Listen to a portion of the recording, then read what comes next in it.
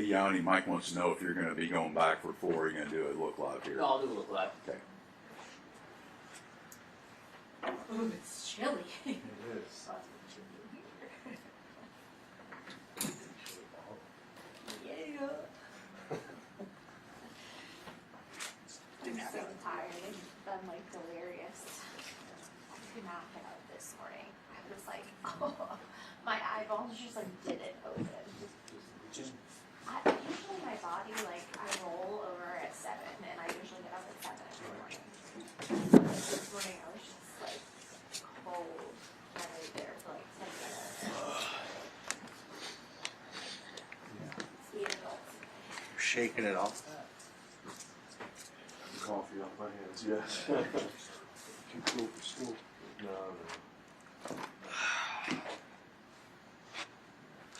Too cool for anything.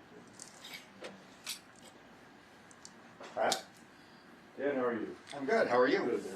Good. Hey, he got an excited Pat. I It's got. good to see him. Why were And you it's walking good over to to see me, Dan. bug me again, Conway? Well, you came up with a whispering tone, so I didn't know how secretive this was going to I be. didn't know. I didn't necessarily want to broadcast No that. worries.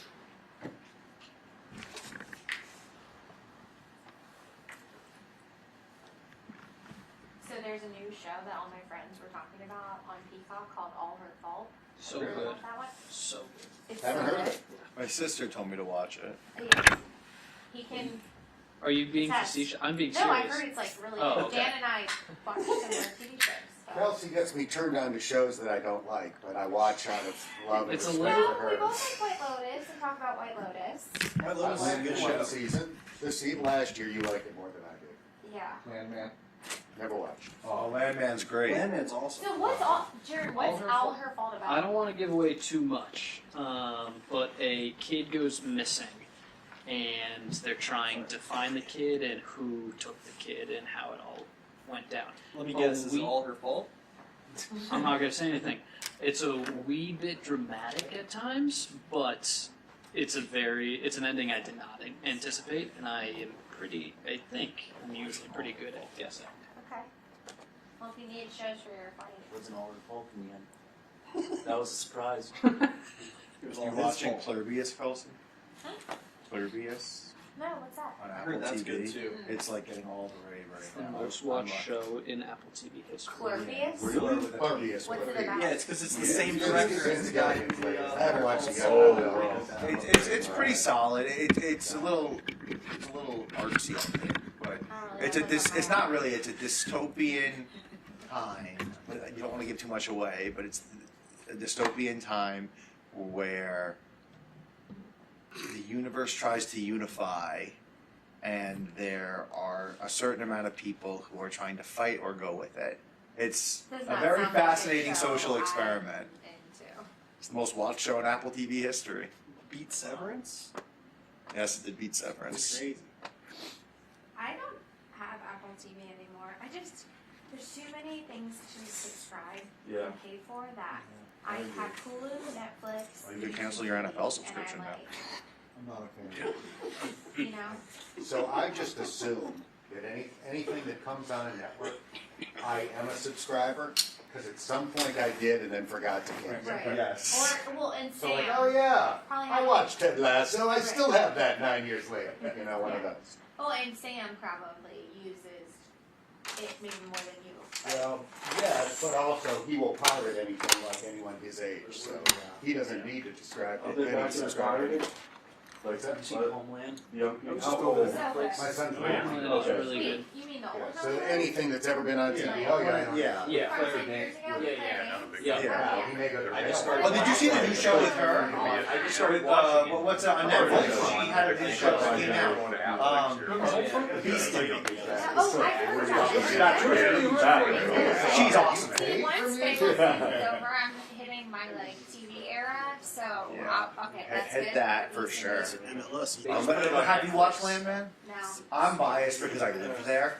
Like in my first market was Odessa, Midland, and they make it look horrible, and it's 1,000 times worse in real life. But Landman, again, it's on Paramount. Like, I'm not paying for Paramount Paramount just to watch Landman. No, what you do is you wait for the season to be over, and then you get the 1 month subscription, and you'll be done But with then it. I never remember to Yeah. cancel it. See, like that's a Put a reminder in your phone. Yeah, put a reminder in your I'm phone. not saying that's not a good thing. Seems like you're coming at me for having a good idea. No, but I'm saying like that's my problem. Like I want to watch something on Apple TV, but I also want something on Paramount. It's like where does it end? At the month when the free subscription's up. That's when it ends.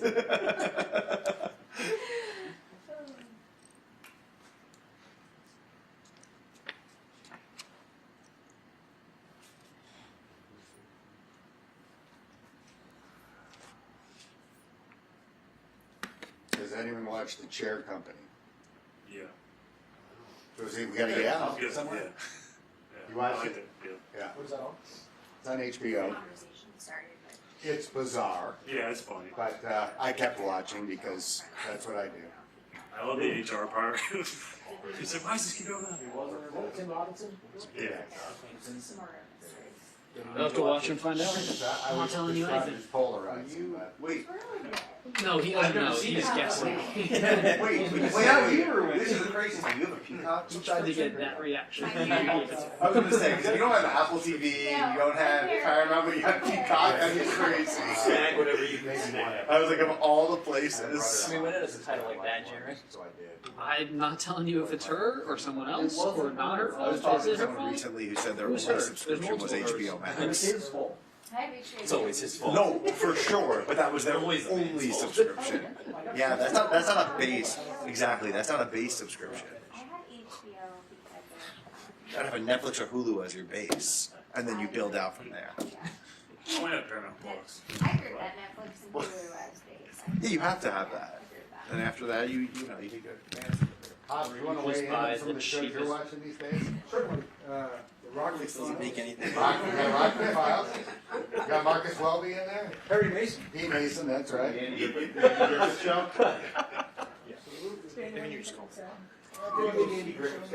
No. That surprises me. That is sad. It is very sad. Just embrace the fact. You don't have to, fit in. Yeah, that's right. You're more of a. You go Reader's Digest. Yeah, not even TV Land doesn't show it. It's honestly, it's not a deep cut. It's a chewy cut. But like I told you, we're watching The Wire, which is very good. That's very, that is good. Have you not seen The Wire? I've seen The Wire, and I'm only on season 2. Oh, Randy Season has 2 is a one. good season. People hate on season 2. Yeah, I don't mind. I don't mind. I think we're on But it's season 4. not the best. Season 2 is the second worst. Yeah. 5's the worst. 5 is the worst. 2's the next worst. 3 and 4 combined are. But 4 is the 4 greatest. is the best ever. Yeah.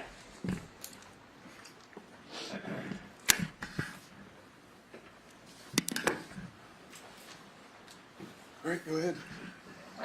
After sleeping on last night, what's kind of the biggest thing that jumped out about why things didn't go your way? Well, similar to how I felt coming off the field. You know, we had 5 possessions on offense inside the 32-yard line and no points. And so for that to happen, you know, that was really on pace to be a 20-17 type of game, typically when we play those guys. And to come away with no points, that's obviously a big indicator why we were 24-0. Injury-wise, how did y'all come out of yesterday? We'll see. I think there's nobody I'm ready to say can't go right now. We had a bunch of guys that kind of got nicked up and will be limited throughout the week. But nobody I'd say with extreme confidence can't go on Sunday. Maybe as the week progresses we'll get there, but I Who's don't know. Chris Jenkins, because I think Yeah, all those guys. I'd say, you know, the guys that come up on the injury report are going to be Chris Jenkins, Joseph Osai, Mims, Noah Fant, Charlie. Those are the main ones that strike me right now. But again, I'm not. We'll keep working through the week and see where those guys end up. How close was Shamar to playing, and could he be a possibility again this week? I think he's a possibility. We'll just work through the week and see where he ends up. His first week back at practice, coming off the injury as a rookie, he pushed himself pretty good. Didn't feel it was the right time to put him back in the game. So we'll work through Wednesday, Thursday, Friday, and see where he lands on that. Now that you guys are officially out of playoff contention, will you be more conservative with deciding on if players can or can't go? We'll see. That's a case-by-case basis to see where everybody ends up. Is it your expectation that Burrow will start the rest of the season? Yes. you're not going to use it as an excuse, but how much do you feel like the cold impacted things, especially offensively yesterday? Well, I think both teams played in the cold, so certainly won't use that as an excuse. Those are rare temperatures. That was very similar to that New England game we played in 22. That's identical how it felt, but again, they went out there and played football just like we did. They coached just like we did, and they came away with a 24-0 win. Has there been any consideration at all to kind of sit Burrow down for the last 3 games? Did that come up at all? No. Why not? Because we want to win. What are the conversations with Joe, or what will they be like after he took so much responsibility yesterday, Zach, for what happened? Are you going to break down the film more closely, or are you going to have more generic conversations with them? Well, I don't. We break down the film pretty thoroughly with all these guys, and I think it's good to see your leaders take ownership for their performance. That's critical for us to continue to progress. Is guys taking accountability for it, and so I was proud that Joe did that. That wasn't his best game he's played since he's been here, certainly, and for whatever reason that was, the cold or whatever, doesn't really matter at this point. And so, again, I thought it was good. He took accountability in front of the team last night. Took accountability in here. Took accountability with me. I take accountability. I played a big part in that as well. And so, I think it's good to see when your leaders do that, and I'm not surprised that he did that. That's who he is. When Joe got hurt, a question we asked Joe was, will he change the way he plays coming back from the injury? And I think through 3 games, it's a pretty clear no. What are the things you like just about his willingness to extend plays, to take those type of chances, and what gives you confidence for him to keep doing that? Well, there's not really a quarterback you're going to find in the AFC that plays in the meaningful games late in the season that doesn't take those chances. And so to take a superpower away from him, where he has been strong through contact and extended plays and created big plays from that stuff.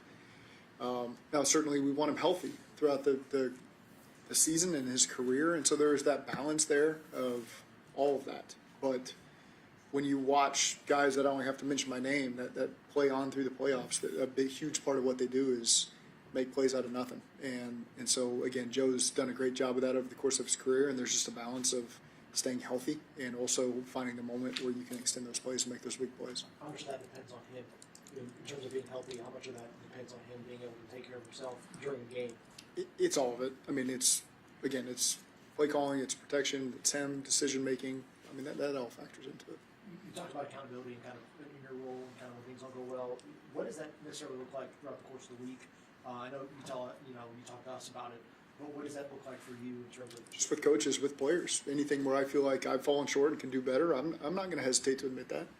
I'm not going to ask the players to take ownership for something that we're holding them accountable for, and I'm not going to do the same thing. So I don't think that's. I feel very comfortable doing that and exposing myself that way, with him. It's. I don't want anybody to have an ego about this that it's everybody else's fault. It's not. It's 100% on me. To be with the record we're at right now, to score no points yesterday on offense when I call the plays, that starts and ends with me, really. And so we can talk about all the other things that happened, but it's frustrating and it's disappointing. Building off of that, and yesterday you said that you were surprised with how this season has turned. What are tangible steps that you and your coaching staff can take in the next couple months? Well, I do. Nobody wants to hear it, but I do think there's things on defense that have really improved, particularly since the bye.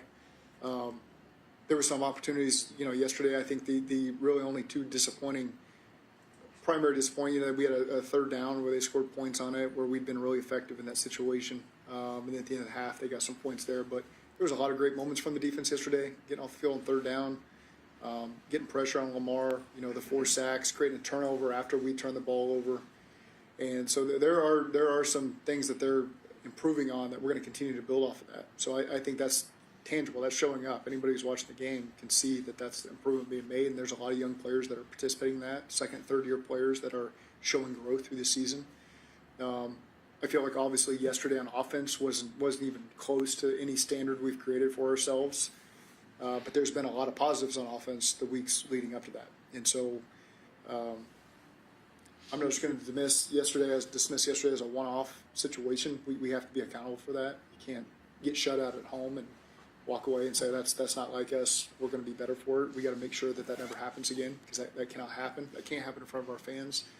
can't happen for our guys in the locker room. It's unacceptable for us. But I do expect this week for our guys to respond the right way, to show we just faced some pretty extreme adversity with what happened to us yesterday, and how these guys are going to respond, the coaches and players. I feel very confident in how we're going to respond, but I got to go prove that. Is your message with ownership and the front office the same with them as it is us and the fans? Yeah, I don't think it's far off. I have all those conversations weekly with everybody. Again, like I said, I'm pretty open with how I feel about things. What would you say that, the areas you have improved on defense? What would you say? I think the experience a lot of these guys have gotten a lot of playing time. They made mistakes earlier. Those mistakes are starting to disappear. We're getting pressure on the quarterback and really affecting the game that way. Maybe a lot more so than we did, I think, leading up to the bye. That's really happening. There's still some tackling issues that came up yesterday we've got to improve. But I think as a wholesale, when you look at the scope of the game, guys have done a much better job in that area. So I think the energy's good. The discipline's been really good. They're starting to play through this scheme the last couple of weeks. They've gotten a ton of experience in it. All these guys playing collectively together, and they've responded the right way and raising their standard of play over there.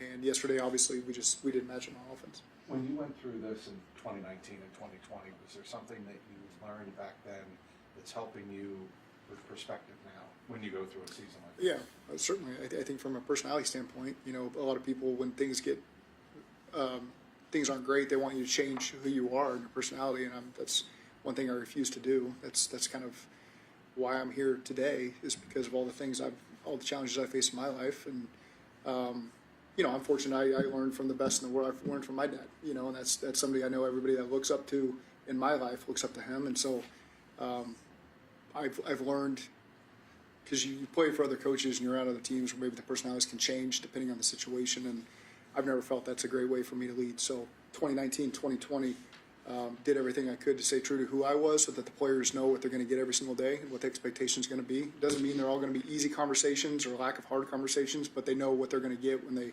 get face to face with me every day. And so that's not going to change for me in 2025 or going into 2026. But again, I am disappointed where we are in the season right now. I feel everyone's frustration. I feel the same frustration, and we want to finish the season on a really strong note. That's important to me. That should be important to everybody. And we're in this business to win football games, and we haven't won enough football games, and it's very important we go out and win, starting this week. Forget about the last two, but going down to Miami and putting our best foot forward. Understanding that, on the whole, the passing game's been great this season.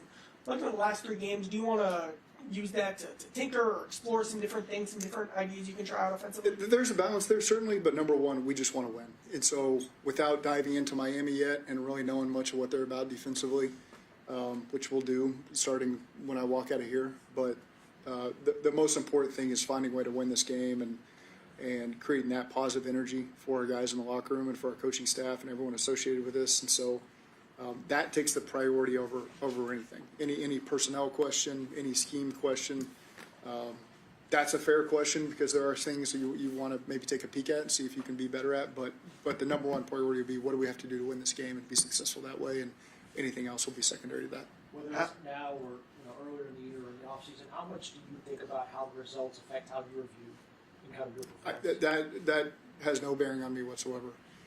When I tell you there's a brick wall surrounding me and isolating me from any feelings people have about me or their views on me, I can't allow that to dictate how I operate. And so, truthfully, that doesn't affect me in any way, shape, or form. And I just keep doing my job to the best of my abilities. And this year certainly hasn't been good enough with the record we're at right now. I get that.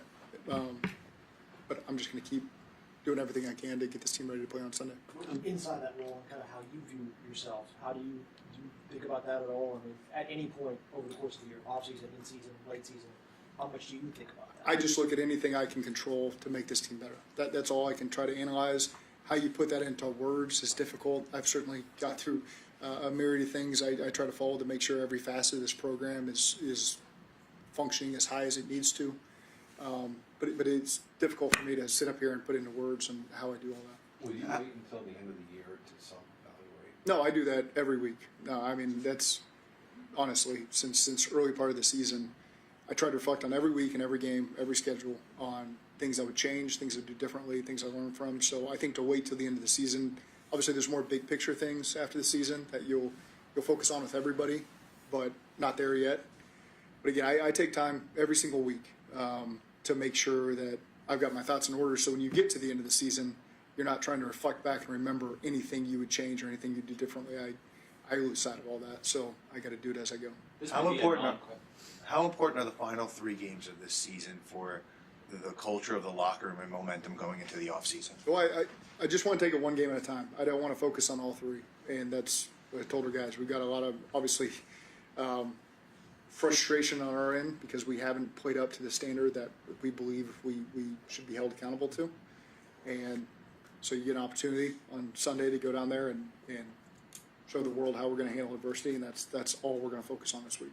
This might be a non-question, but you talked about diving in Miami after this.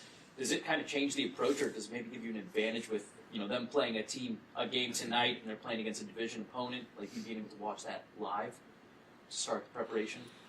Watching it live doesn't do much because we have access to that during the week, so we watch the live games all the time to make sure we're trying to hear communication and anything that's said that way. Certainly, them playing on a shorter week is that's you're not going to sugarcoat that. That's an advantage for us to have 7 days as opposed to having 6.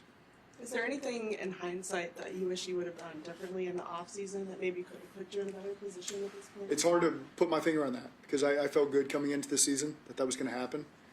I don't want to make an excuse for anything that happened during the season that set us back. It is you got to. Every team in this league has faced some form of adversity, and some have found ways to work through it and find wins. We had a lot of games that were right there, could go either way, and more times than not, we did not find the win. So I don't have one particular thing that I can pinpoint that I would do differently in the offseason. Obviously, kind of to the question earlier, you go into this offseason, you're going to look at everything to make sure you can make any change you can. Last offseason was about starting faster and changing everything, and we started 2-0, and here we are with 4 wins here in December. Previous years, we've been outstanding in December and January, and that hasn't been the case right now. Zach, and this might be kind of a casualty to the week-to-week approach that you're staying in, but I just wonder if, with the defensive progress, if that has if that looks like a kind of foundational progress that you can build on, that could carry over from year to year. You look at players and specifically, you look at position groups, you look at the unit as a whole, and which direction are they moving? Right. And I think they're moving in a positive direction. So I think it's as simple as that. Obviously, we want to get to a point where we expect the team to not score on any drive, and we're creating a lot of turnovers and putting pressure on the quarterback. And that right now we're moving in a positive direction. I don't like saying that right now because you just lost a game the way we lost it, and our record is what it is, and I don't think anybody really wants to hear that. But I do feel that they're trending in a positive direction. Outside of the game yesterday, there were a lot of fans that were upset and frustrated about the snow situation in their seats. Is there any message to them? I don't. I appreciate the people that came out. I mean, really, that's like I said, tied for the coldest game I've ever been in my entire life, and it takes a lot to sit through that, and for us to perform like we did. It's frustrating, and so the people that did come out and fought the conditions, it's much appreciated, and we have to show better for that. I have to ask about T. How's he going through protocol? He's still in the protocol, so I don't have much comment on that. Okay, thank you.